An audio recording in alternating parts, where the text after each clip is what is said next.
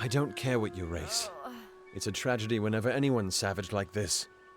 Just look at the poor creature. She's been beaten to the brink of death. The Fae may be strange, but they certainly don't deserve this. It appears she was attacked with some manner of short blade, likely a dagger, although there's no way I can be sure. People simply stood by as she called for help. No one lifted a finger. Can you imagine? It's shameful to treat another in such a way, even if she is a Fae. I don't know whether we possess the knowledge to treat such a wound. Frankly, I don't even know if I could save a mortal with such grievous wounds. It's difficult to say. We've been plagued by the Red Legion for days, but it's not their way to go after the Fae in the area. They like their targets mortal. In case you haven't heard, there have been some Tuatha sighting in the woods to the west, so that's also a possibility. It's unlikely, though. Well, you're the only one. With all the troubles we've suffered in this village, people are weary of adversity. They'd rather just ignore it. I'm going to suggest something a bit untraditional. There's a Fae named Eri. She spends her days up on the hill overlooking the village. Seek her wisdom. I would do it, but I am a coward. That's the truth. Perhaps a Fae will know how to heal a Fae. If not, then we're back where we started. She spends her days in the precipice overlooking the village. She doesn't think we're aware of her presence, but we most certainly are. I've spent most of my life dealing with them, but they aren't like us. Not at the core. They don't know what it means to be a man who sweats to feed his family. Goreheart has become a sort of refuge for those settlers who wish to live a life free of Fae. I don't see that lasting. Not with the war. Not with everything changing. We keep a precarious peace with the Court of Summer, one that's tested every day. I lie awake at night worrying what kind of disaster awaits me in the morning. But we're a good community full of good people. We have our eccentrics, sure, but we work hard and live quietly. That's the best anyone can do these days. Peaceful Fae make up the tribe known as the Court of Summer. They are led by a king in a faraway city, hidden from mortal eyes. That's about all I know. Little more than rumors and stories from my youth. I'm the Warden of Goreheart, and a poor one at that. I've been back from the war for only 6 months and been Warden for less than 2. Now here I am with an injured Fae on my doorstep. I'm a disgrace. Our fate rests in the hands of a few chosen who fight in the east. You wouldn't even know it in Goreheart. We're miles away from the smoke and the screams. I've seen many bandit clans in the Crystal War and back home, but these men are a particular breed. They like their victims weak and bloody. The Red Legion has been a presence in the area for several weeks now. Our people are scared to show their faces after dark. I don't know what the Tuatha would be doing this far from the front lines. It must be something vital to their interests. They're a wicked breed, though, and I pity the man who meets up with them in these darkened forests. Bye now.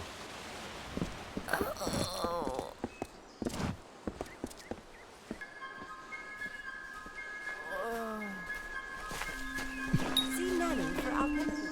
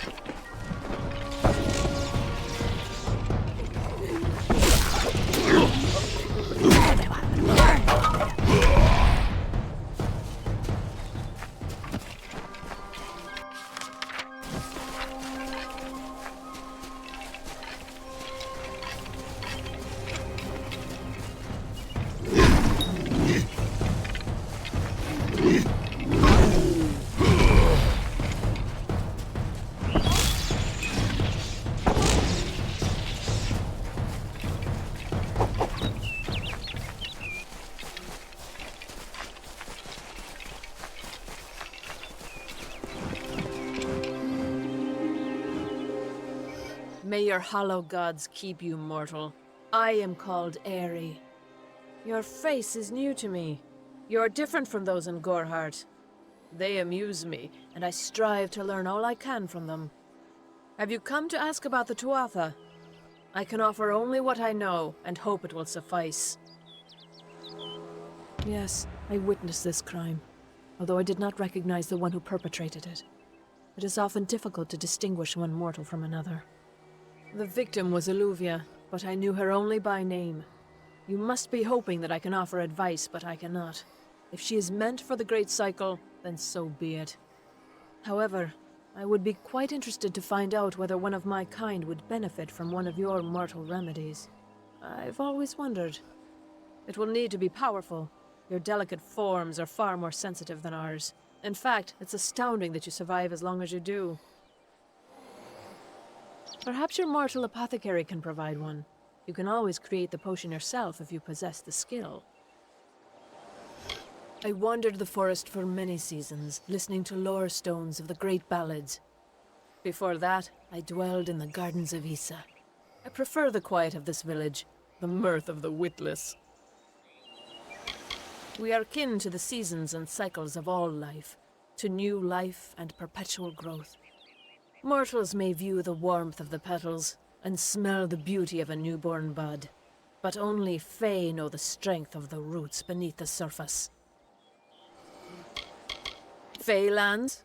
Yes, I've heard these words before, but do not understand their meaning. There are only Fae, and there is only land. I do find all main sentiments so charming. I cannot reveal much. The gardens are the jewel of the summer court, a wonder beheld by few mortals. It is located far east of here in a wood so thick it would devour all but those who knew its secrets. Do not pursue such mysteries, mortal. They are not for you. I adore every sad soul in the village, even stubborn Herc with his tender heart, and drunken old Arnik. The widow fascinates me. She has no idea that her lover is dead. I watch them from my perch, hoping to learn the meaning behind their pursuits and passions. If I could, I would grant each of them an eternity. Alas, I cannot. All of us are at the mercy of the changing seasons, mortal and Fae alike. If it is one's time to pass into the Great Cycle, then we must not protest. The passing is keeping with autumn, and is as natural as the eventual rebirth. They contain memories, great moments, ideas, songs and inspirations. The Fae do not record their words in ink or on paper. Ink fades, paper crumbles. Lore stones mark where our kind has made a lasting impression, where the seasons slowed to take note of glory on a grand scale. I find them so interesting, from their vestments to their odd habits and demeanors. Just yesterday I saw a monk from the Almain mission sneaking through the underbrush. Strange creatures you are. Strange, but glorious. I feel them near, flitting through the western woods like shafts of shadow in the sunlight. What could have brought them here, I wonder? The Tuatha do not trouble themselves with easy prey. If they prowl these woods, it is for worthy quarry. Farewell.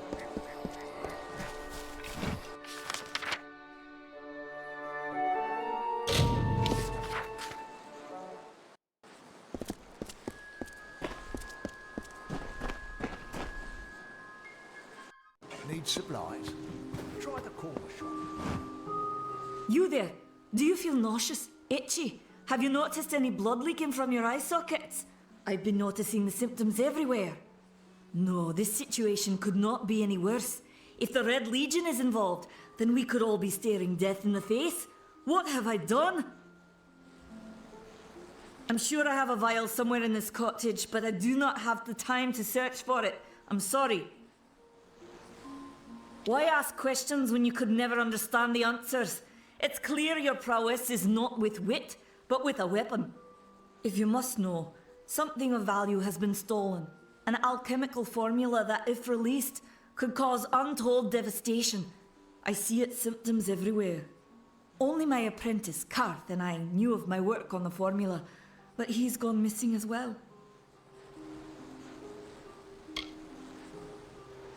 It was an early version, unstable and rife with potential dangers. My hope is to develop a weapon that the Alfar can bring against our common enemy, the Tuatha. To say more would be to reveal my secrets. All I can say is that it involves lesions, goiters, and a good deal of pus. His name was Karth Hilfred. I found him one morning outside my door, picking through the ember eyes. I was impressed how well he knew his way around a plant. I've never seen one so eager to learn. I do not deserve such goodwill after what I've engineered. If disaster occurs in Odorath, it will be on my head. I'm not sure where Karth may have gone, but I knew that before he came to me, he found shelter in the ancient chambers of Agnurfar Hall, an Irathi ruin east of Gorhart. Once you've ensured Karth's safety, you must learn what's happened to my formula. When you do, destroy it. It's the only way to keep us safe. He always spoke of his time as a wastrel living in the abandoned halls of Agnurfar Hall, the Irathi ruin. People say it's haunted, but people say many things. The villagers believe it's haunted, but I have a feeling that's a ruse devised by the Red Legion. They mean to terrorize these people into submission, and it's working. I have seen many conflicts unfold, but never have I seen one in which the fates of so many are at stake.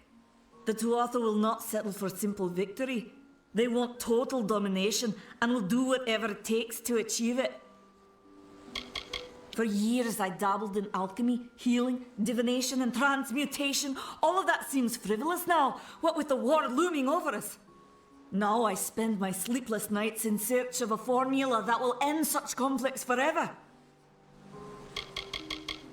Do you really think I'm able to part with anything, much less one of my finest mixtures? This is a place of research. There is no charity. I fear for his life. Karth was gifted in a way that I've witnessed in only a select few. If the Red Legion has him, there's no telling of how he'll be treated. If you must know, my name is Nani Henry, formerly the chief alchemist of Alistar. But you wouldn't know what that is, would you? When the scholars in the tower ordered me to leave the grounds, I took refuge here. The Almain are a private people, keen to keep to themselves, like me.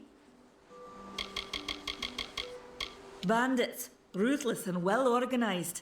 The Red Legion is reaping many rewards by preying on vulnerable Almain settlers traveling east. Long ago, these villains confined themselves to the coast, but recently they've moved inland to avoid the war. Now they're our problem. They are the Undying, the corrupted roots. Their existence is an abomination. Everything in Amalur exists for a particular reason, except for the Tuatha. They're not meant to be. Goodbye.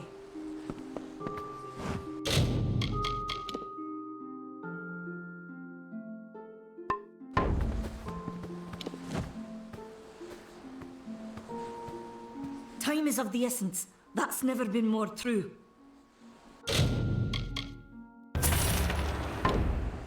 Farewell.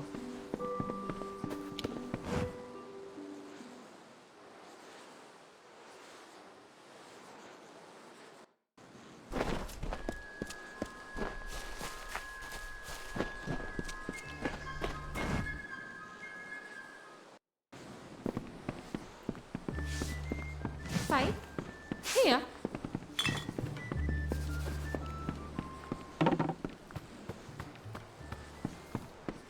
What is it? You made it. Just in time, too. Give me the potion. It will help, but it's not enough. Someone must go to the Fae and explain what happened here. One small misunderstanding and we'll no longer just be strangers to the Fae. We'll be enemies. She is a member of the House of Ballads, the legendary court of Fae heroes. They are warriors without equal, with centuries of glory to their names. If one of their own was killed by a mortal, the House of Ballads and its king would bring a fierce vengeance upon us. Goreheart would be a ruin by day's end. I'm not sure yet, but this is bad. She's Fae. Even worse, she's a knight in the House of Ballads. Fae don't kill their own, so it must have been someone in Goreheart. If the House of Ballads learns of this, the king will burn Goreheart to the ground. They see all mortals as invaders. We could go to the Warsworn and get an oath of protection, but that would require payment. We mustn't cover this up. But who do we tell?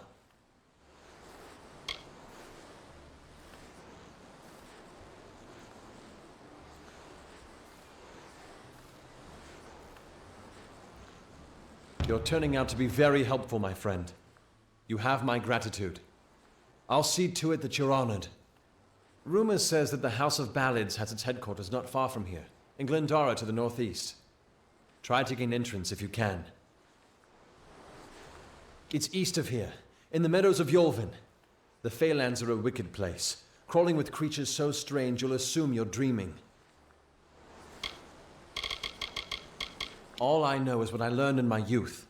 The heroism of King Wenson and his court of enchantments. My gran spoke of them nightly as she sat by my bedside. For all I know, the House of Ballads is nothing more than myth. But I have a feeling that it exists somewhere out in the deep mists of the Feylands. Once they fought the beasts of chaos, marching to glory through many victories. Sadly, they fell, as all great men do. Now they're nothing more than hired blades. Anyone can earn their allegiance with a few pieces of gold. Farewell. Hi there.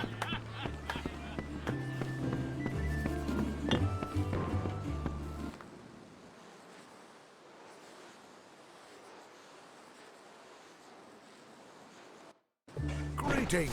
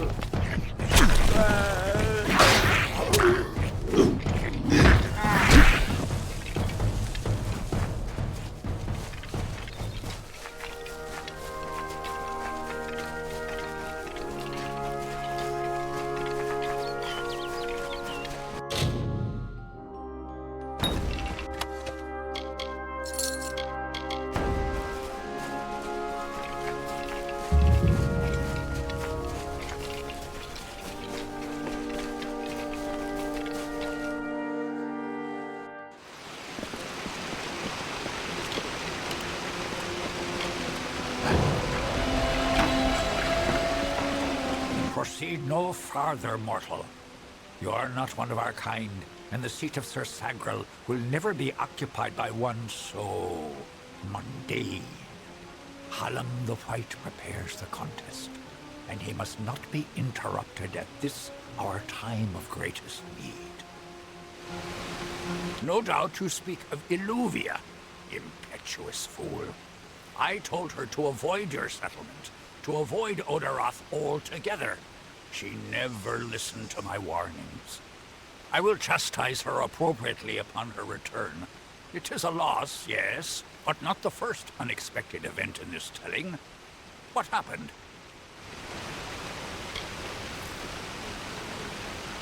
Attacked, you say? Your kind is too timid to even speak to us, and now you're trying to kill us. I do not understand it. However, your honesty is appreciated. Tell the people of Gorhart that they have nothing to fear from us. We mean them no ill will, as long as they leave the forest undisturbed as they found it. It is to fill an unoccupied seat in the House of Ballads. This is not a mortal concern. If Hallam learns I told you, he may see to it that I am banned from the telling. I am known as the Squire. It is my duty to assist the Chancellor of the House of Ballads in all of his many endeavors. Hallam treats me well, and it is an honor to serve. The mortals in Gorhart believe they have established a permanent settlement, but they are sadly mistaken. Those homes will crumble. Those graves will multiply. Trees may be cut down, vines stripped away, but the forest will return, and it will not suffer the footsteps of men. Neither will the Fae. The storyteller leads us all in the telling of the great songs of the Summer Court. He administers our house and serves our great knights in the Court of Enchantments. Only the greatest heroes of the summer may be counted among the Court of Enchantments. Gwenson, Belmaid, Ferrara, Olaine, Eärmer, and Creth. Their glory unites all Fae in a common narrative. It is one of the few things our people share. The House of Ballads is home to the Court of Enchantments, where our heroes congregate and train before performing the feats that made them legends. There are 3 main structures on the grounds. The Court of Enchantments itself features the Wall of Saga, which depicts the most noteworthy songs in our canon. The Hall of Accolades is where the finest Fae crafters offer their services. Trainers can be found in the Summer Sanctuary, where we go in seeking enlightenment. He was one of our most beloved knights, a Ballad's treasure. I can't bear to think of him dead, now across the sea, a warrior for our savage cousins in the Winter Court. I did not fear them in previous seasons. They were our allies, as important to us as the autumn is to spring. But the Tuatha have upset the balance. This new breed of mad Fae has seized the Court of Winter in its grip. There can only be a summer and a winter. There is no other third order if we crave balance. Goodbye.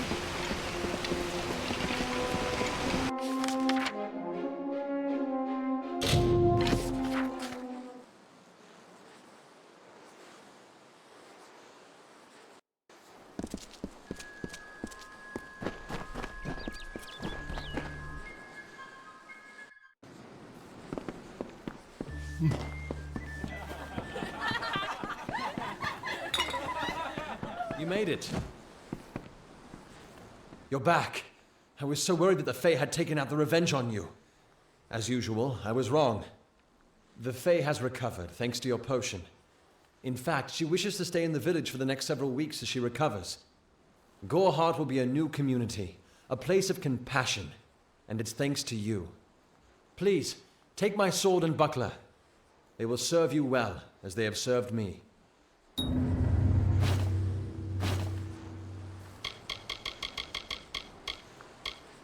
Hope you stay in town.